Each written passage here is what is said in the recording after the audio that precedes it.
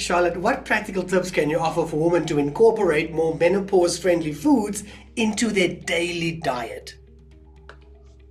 So first of all, look at the things that you should be having. Okay, so make sure that you're having enough fresh fruit and vegetables, and make sure that they have color.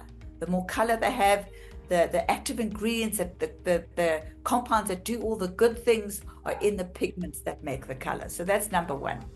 Number two, get enough protein. That doesn't say you've got to eat a whole cow a week, but certainly lean proteins. And you don't have to avoid red meat. I wish everybody could get away from this whole thing about red meat.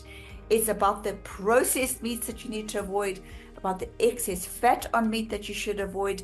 But, you know, a good old steak that's lean and it's got enough iron and protein, and it is very valuable, a very valuable food source. So lean chicken as well, without the skin, fish, and your plant proteins like your legumes, chickpeas, lentils, and so on. And of course, things like raw nuts and seeds, avocados, and olive oil. So as long as you've got all of those in your diet, what you do outside of that is extra. But make sure that you feed your body, that you nurture your body, and that helps your body deal with all these adverse symptoms of menopause. Charlotte, final question.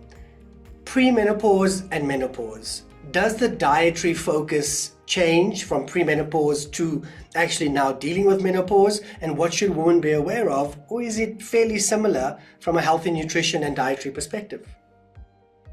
Yeah, great question. You know, it is quite similar. If we manage our premenopause better, then we don't have to try and fix too many problems in menopause itself.